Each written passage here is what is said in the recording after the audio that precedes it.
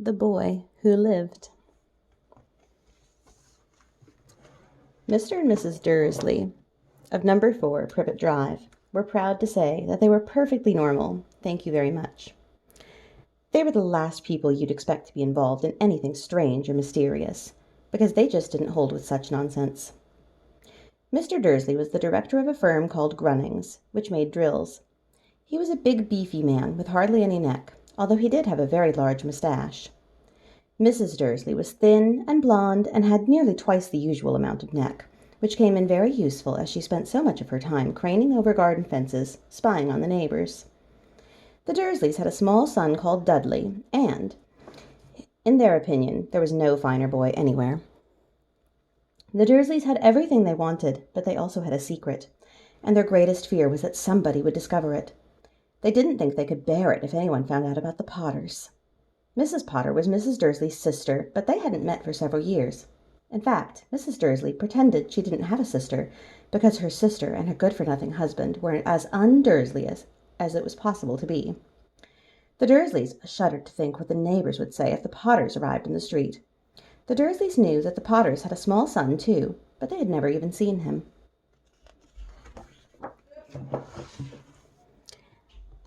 This boy was another good reason for keeping the Potters away. They didn't want Dudley mixing with a child like that.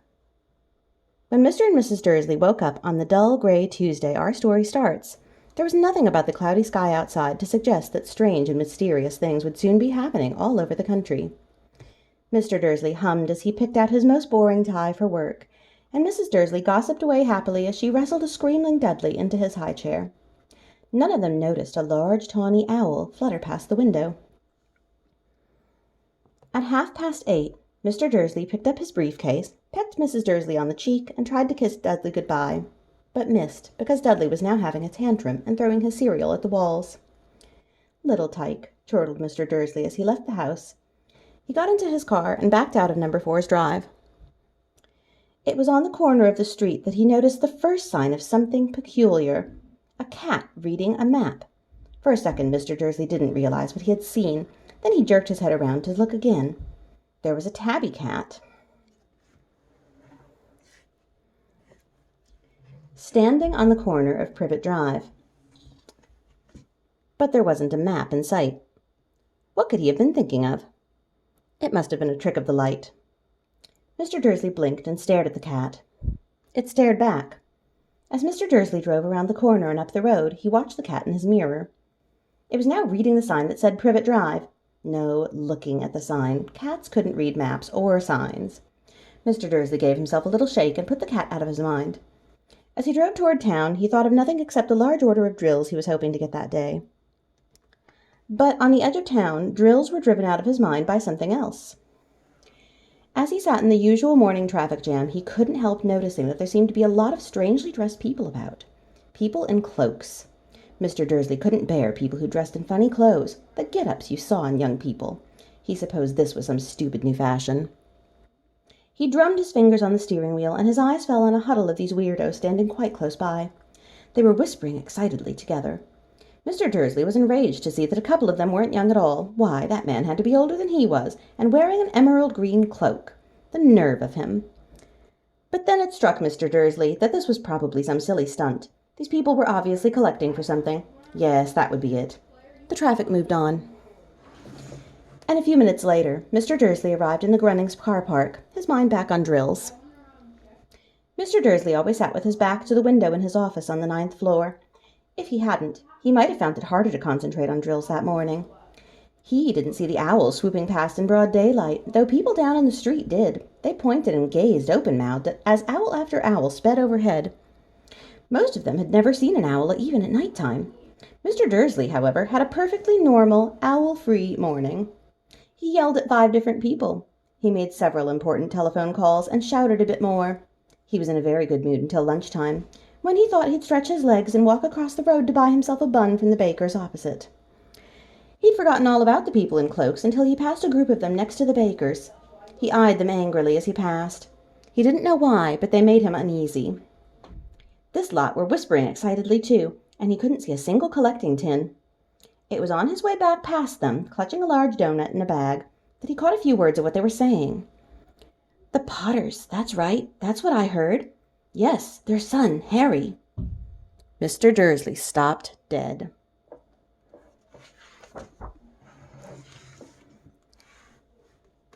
Fear flooded him.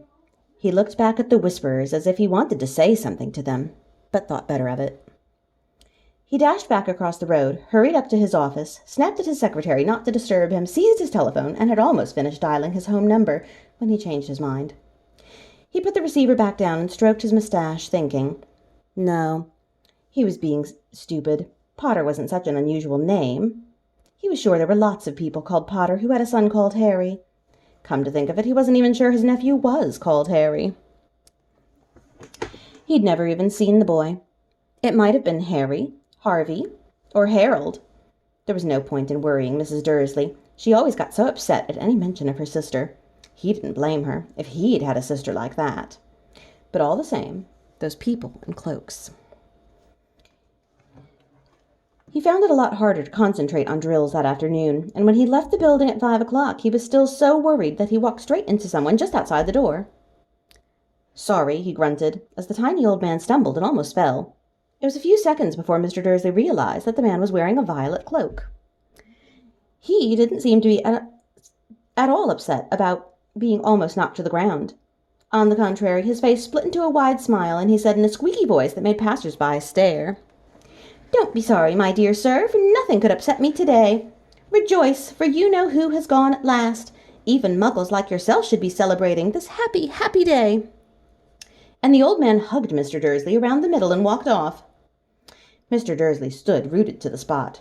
He had been hugged by a complete stranger. He also thought he had been called a muggle, whatever that was. He was rattled. He hurried to his car and set off home, hoping he was imagining things, which he had never hoped before, because he didn't approve of imagination. As he pulled into the driveway of number 4, the first thing he saw, and it didn't improve his mood, was the tabby cat he'd spotted that morning. It was now sitting on his garden wall. He was sure it was the same one. It had the same markings around its eyes. "Shoo!" said Mr. Dursley loudly. The cat didn't move. It just gave him a stern look. Was this normal cat behavior? Mr. Dursley wondered. Trying to pull himself together, he let himself into the house. He was still determined not to mention anything to his wife. Mrs. Dursley had had a nice, normal day. She told him over dinner all about Mrs. Next Door's problems with her daughter and how Dudley had learnt a new word, shan't. Mr. Dursley tried to act normally. When Dudley had been put to bed, he went into the living room in time to catch the last report on the evening news. And finally, bird watchers everywhere have reported that the nation's owls have been behaving very unusually today. Although owls normally hunt at night and are hardly ever seen in daylight, there have been hundreds of sightings of these birds flying in every direction since sunrise. Experts are unable to explain why the owls have suddenly changed their sleeping pattern. The newsreader allowed himself a grin. Most mysterious. And now, over to Jim McGuffin with the weather. Going to be any more showers of owls tonight, Jim? "Well, Ted," said the weatherman, "I don't know about that, but it's not only the owls that have been acting oddly today. Viewers as far apart as Kent, Yorkshire, and Dundee have been phoning in to tell me that instead of the rain I promised yesterday, they've had a downpour of shooting stars. Perhaps people have been celebrating bonfire night early. It's not until next week, folks, but I can promise a wet night tonight." Mr. Dursley sat frozen in his armchair. Shooting stars all over Britain, owls flying by daylight, mysterious people in cloaks all over the place, and a whisper about the Potters. Mrs. Dursley came into the living room carrying 2 cups of tea. It was no good. He'd have to say something to her. He cleared his throat nervously. Petunia, dear, you haven't heard from your sister lately, have you?" As he had expected, Mrs. Dursley looked shocked and angry. After all, they normally pretended she didn't have a sister. "No," she said sharply. "Why?" "Funny stuff on the news," Mr. Dursley mumbled. "Owls, shooting stars, and there were a lot of funny-looking people in town today." "So?" snapped Mrs. Dursley. "Well, I just thought maybe it was something to do with, her lot." Mrs. Dursley sipped her tea through pursed lips. Mr. Dursley wondered whether he dared tell her he heard the name Potter. He decided he didn't dare. Instead, he said, as casually as he could, "Their son. He'd be about Dudley's age now, wouldn't he?" "I suppose so," said Mrs. Dursley stiffly. "What's his name again? Howard, isn't it?" "Harry. Nasty common name, if you ask me." "Oh, yes," said Mr. Dursley, his heart sinking horribly. "Yes, I quite agree." He didn't say another word on the subject as they went upstairs to bed. While Mrs. Dursley was in the bathroom, Mr. Dursley crept to the bedroom window and peered down into the front garden. The cat was still there. It was staring down Privet Drive as though it was waiting for something. Was he imagining things? Could all this have anything to do with the Potters? If it did, if it got out that they were related to a pair of... Well, he didn't think he could bear it. The Dursleys got into bed. Mrs. Dursley fell asleep quickly, but Mr. Dursley lay awake, turning it all over in his mind. His last comforting thought before he fell asleep was that even if the Potters were involved, there was no reason for them to come near him and Mrs. Dursley. The Potters knew very well what he and Petunia thought about them and their kind. He couldn't see how he and Petunia could get mixed up in anything that might be going on. He yawned and turned over. It couldn't affect them. How very wrong he was. Mr. Dursley might have been drifting into an uneasy sleep, but the cat on the wall outside was showing no sign of sleepiness. It was sitting as still as a statue, its eyes fixed unblinkingly on the far corner of Privet Drive. It didn't so much as quiver when a car door slammed in the next street, nor when two owls swooped overhead. In fact, it was nearly midnight before the cat moved at all. A man appeared on the corner the cat had been watching, appearing so suddenly and silently you'd have thought he'd just popped out of the ground. The cat's tail twitched and its eyes narrowed. Nothing like this man had ever been seen in Privet Drive. He was tall, thin, and very old, judging by the silver of his hair and beard, which were both long enough to tuck into his belt.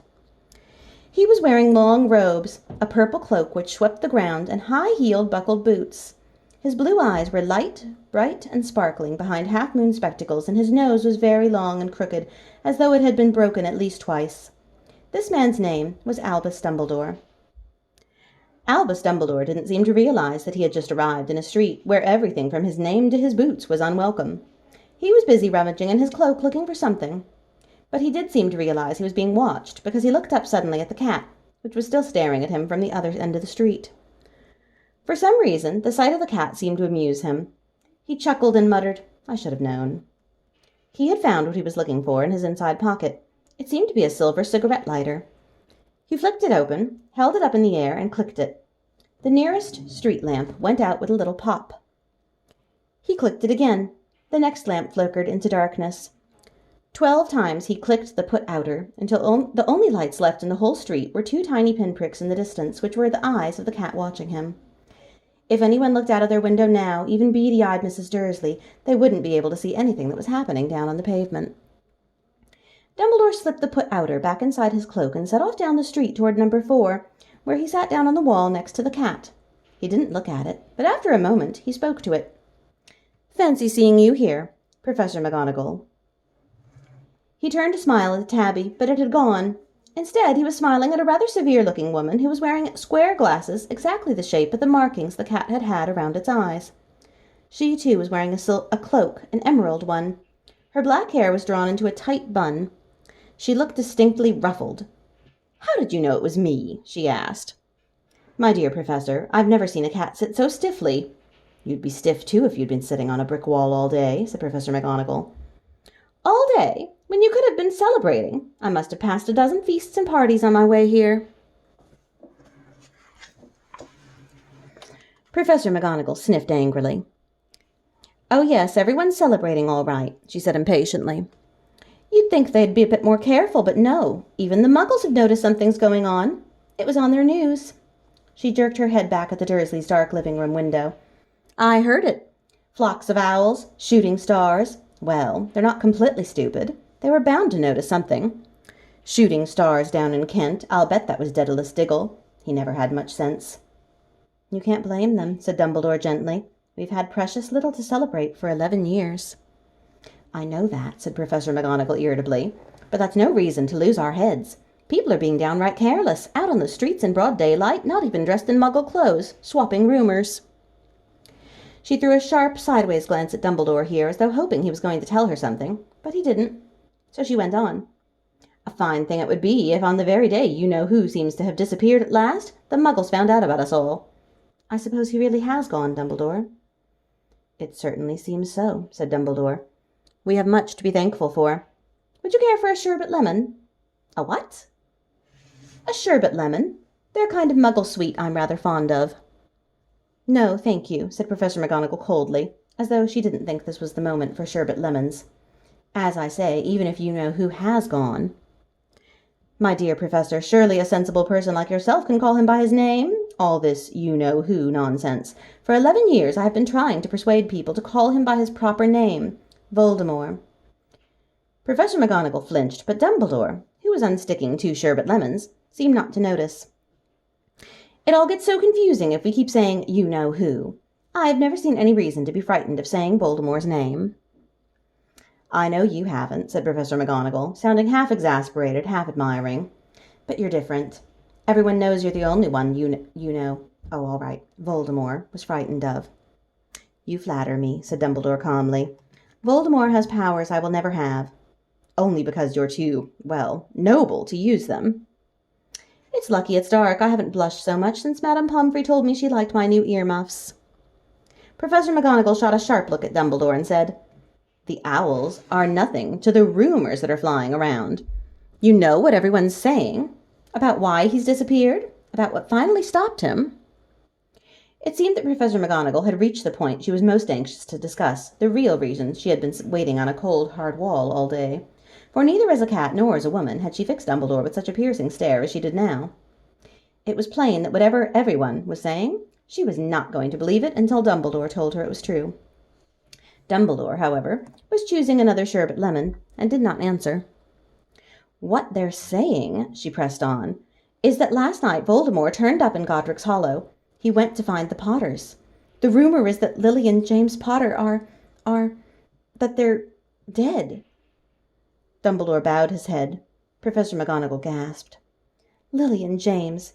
I can't believe it. I didn't want to believe it. Oh, Albus. Dumbledore reached out and patted her on the shoulder. I know, he said heavily. Professor McGonagall's voice trembled as she went on. That's not all. They're saying he tried to kill the Potter's son, Harry. But he couldn't. He couldn't kill that little boy. No one knows why, or how. But they're saying that when he couldn't kill Harry Potter, Voldemort's power somehow broke. And that's why he's gone. Dumbledore nodded glumly. It's true, faltered Professor McGonagall. After all he's done, all the people he's killed, he couldn't kill a little boy. It's just astounding, of all the things to stop him.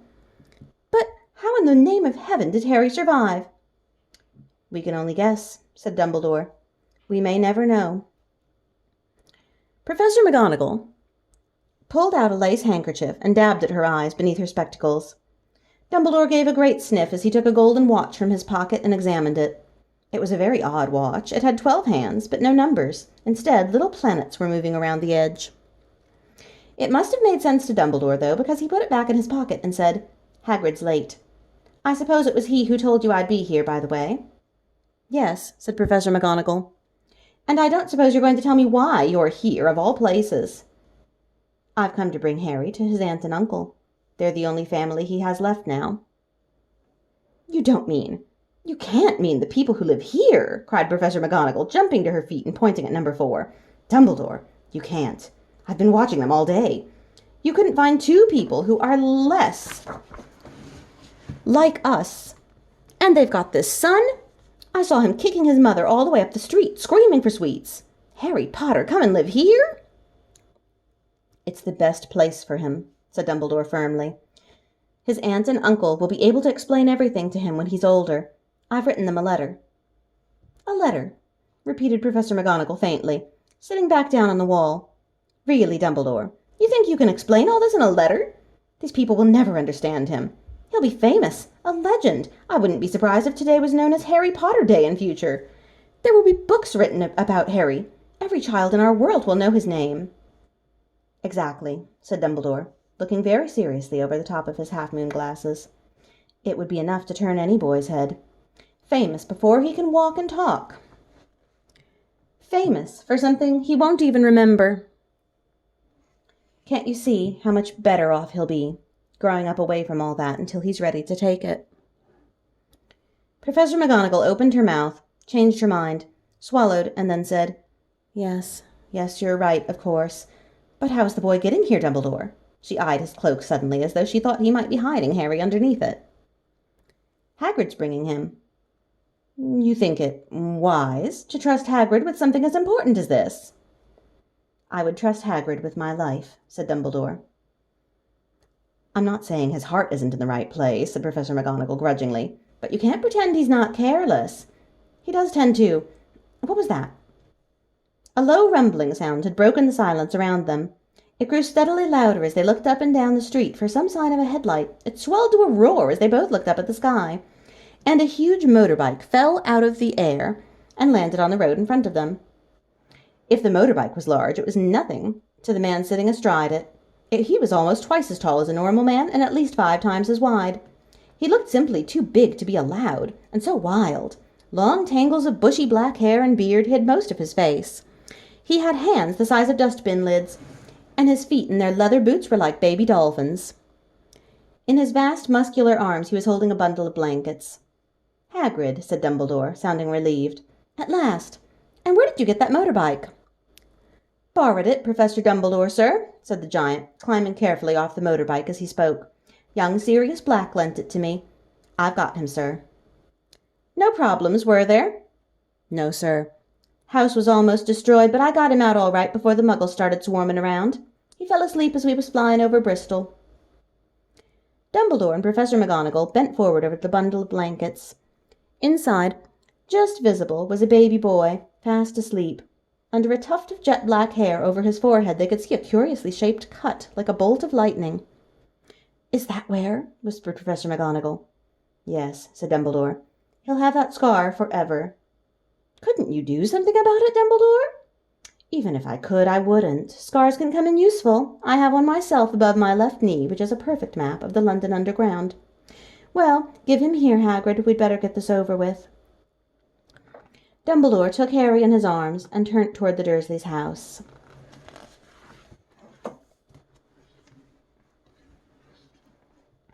Could I say good-bye to him, sir? Asked Hagrid. He bent his great shaggy head over Harry and gave him what must have been a very scratchy, whiskery kiss. Then, suddenly, Hagrid let out a howl like a wounded dog. Shh, hissed Professor McGonagall. You'll wake the muggles. Sorry, sobbed Hagrid, taking out a large spotted handkerchief and burying his face in it. But I can't stand it. Lily and James dead, and poor little Harry off to live with muggles. Yes, it's all very sad, but get a grip on yourself, Hagrid, or we'll be found, Professor McGonagall whispered, patting Hagrid gently on the arm as Dumbledore stepped over the low garden wall and walked up to the front door. He laid Harry gently on the doorstep, took a letter out of his cloak, tucked it inside Harry's blankets, and then came back to the other two.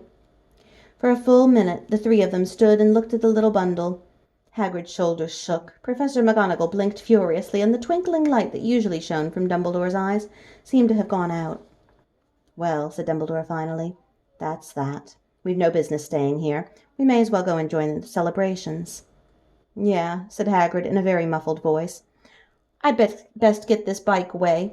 Good night, Professor McGonagall. Professor Dumbledore, sir. Wiping his streaming eyes on his jacket sleeve, Hagrid swung himself onto the motorbike and kicked the engine into life.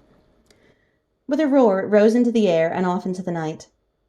I shall see you soon, I expect, Professor McGonagall, said Dumbledore, nodding to her. Professor McGonagall blew her nose in reply. Dumbledore turned and walked back down the street. On the corner, he stopped and took out the silver put-outer. He clicked at once, and 12 balls of light sped back to their street lamps so that Privet Drive glowed suddenly orange, and he could make out a tabby cat slinking around the corner at the other end of the street. He could just see the bundle of blankets on the step of number 4. Good luck, Harry, he murmured. He turned on his heel, and with a swish of his cloak, he was gone. A breeze ruffled the neat hedges of Privet Drive, which lay silent and tidy under the inky sky, the very last place you would expect astonishing things to happen. Harry Potter rolled over inside his blankets without waking up. One small hand closed on the letter beside him, and he slept on, not knowing he was special, not knowing he was famous, not knowing he would be awoken in a few hours' time by Mrs. Dursley's scream as she opened the front door to put out the milk bottles. Nor that he would spend the next few weeks being prodded and pinched by his cousin Dudley. He couldn't know that at this very moment people meeting in secret all over the country were holding up their glasses and saying in hushed voices, "To Harry Potter, the boy who lived." Thank you for reading with me.